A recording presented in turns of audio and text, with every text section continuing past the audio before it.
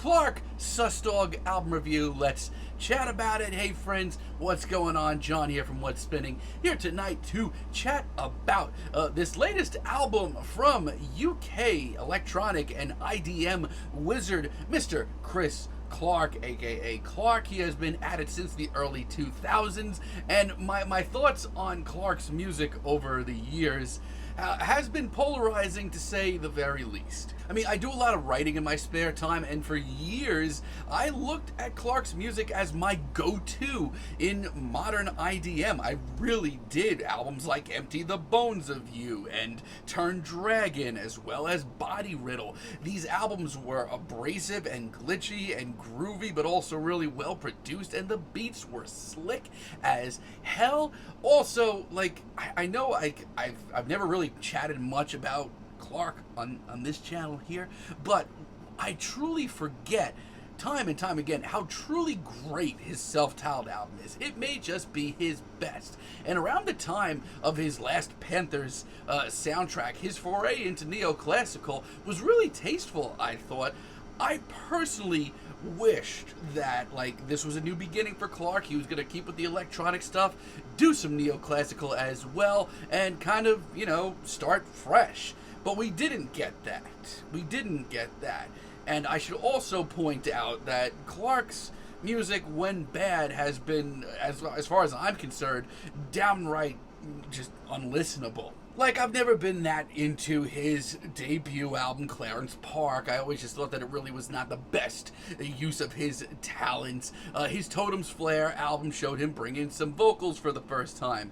His own, which led to some really cool music, but also some really, really awkward moments. And, like, Iradelphic actually had some really cool electronic moments, but the more organic, acoustic-driven tracks on here, once again, really, really awkward. To me, there's always been a very steep slope when it comes to Clark's music. I either really love what he's doing, or I just really hate what he's doing.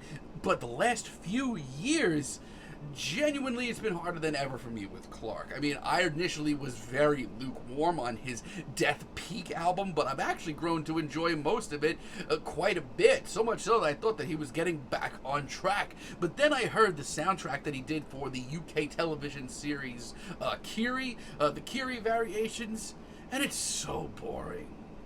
It's so boring. And that goes double, no, triple for his Playground in a Lake soundtrack. This thing was well over an hour long, and it had a couple of highlights. But Lord almighty, overall, this thing was easily bottom of the barrel for Clark. I think it was the most boring thing that he's ever done. I did not enjoy it. Which leads me to this new album. And I have high hopes, because leading up to this, Chris has dropped a slew of singles, most of which the beats have been really fresh, and the vocals on almost every number have just not been awkward at all. I mean, my hopes are high, and in the immortal words of Colin Robinson, maybe you just need a little sus dog. Let's chat about this thing. His album starts off with Alyosha, and right off the bat, we are diving straight into some pretty freaky territory, to say the least. We get a very haunting vocal snippet and a very tense instrumental that kind of reminds me of, like, Radiohead's Burn the Witch. Even outside of the later on appearance from Tom York, there actually seems to be quite a bit of Radiohead influence on this album. And you know what? I'm just going to say it, I'm really impressed with this as an intro, especially with just how seamlessly the vocals are brought in here. It's always been a touchy subject with Chris here, and throughout most of this album, they're really classy. It just works, and when we get this beat switch to a much more heady and heavy synth beat, I am directly back in Chris's heyday. It's a chilly and haunting track that leaves me hungry for more in the best way. It amps me up for this album. With Town Crank, honestly, I have to give Chris credit. He's really trying to push himself. But between the very tasteful use of organic instrumentals and the continued seamless use of vocals for a change, he's doing very well, and these risks come off pretty good.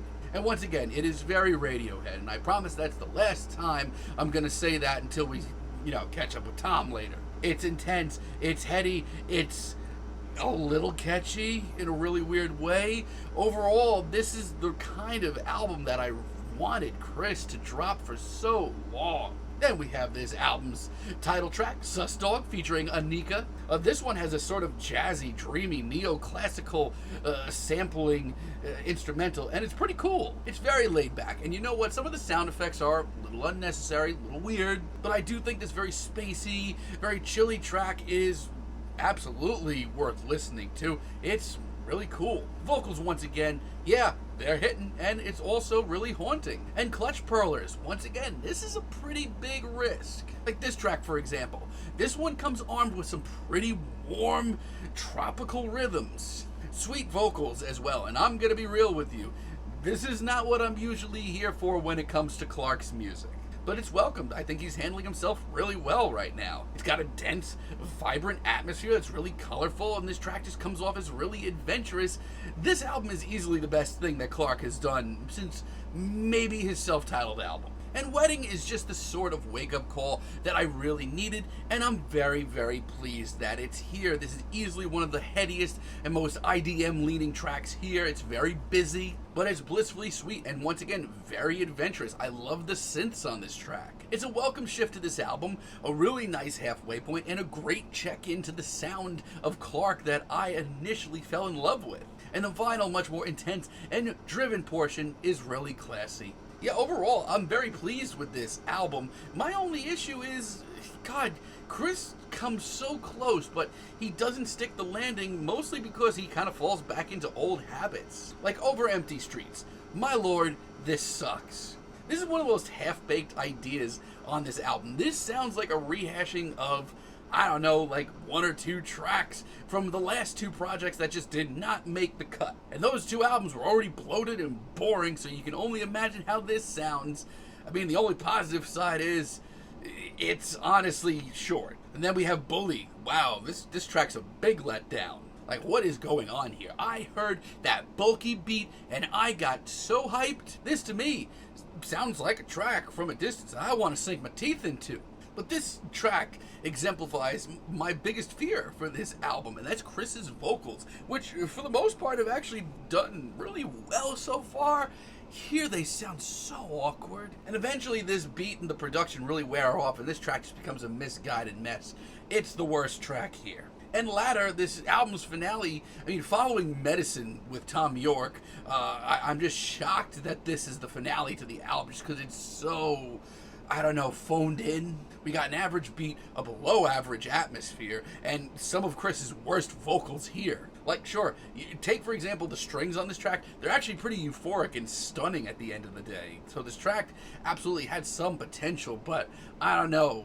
I just feel like this is such a weak finale. So yeah, when this album's bad, it's a real grim reminder of the hole Chris dug himself into during his last few projects. But still, something about this album clicks with me a lot more than I thought that it would. Like Forest, this track is a sharp left turn for this album, and one that is so very welcomed. This is a dense, dark with a capital D ambient tune that sounds more out of the book of Tim Hecker than Clark. It's hazy, it's hard to place, it's fucking weird. And at first I was kind of worried that this track stood out a little bit too much. Kind of, I guess a little bit.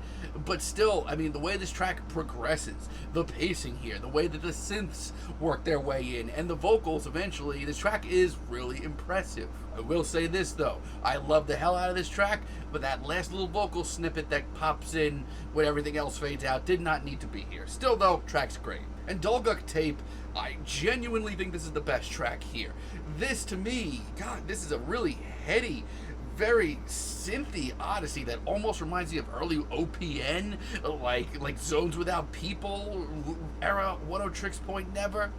It's just so cool, and as far as an experience goes, it's one of the tracks on this album that I feel like you need to hear. And Dismissive is just a nostalgia fest for me.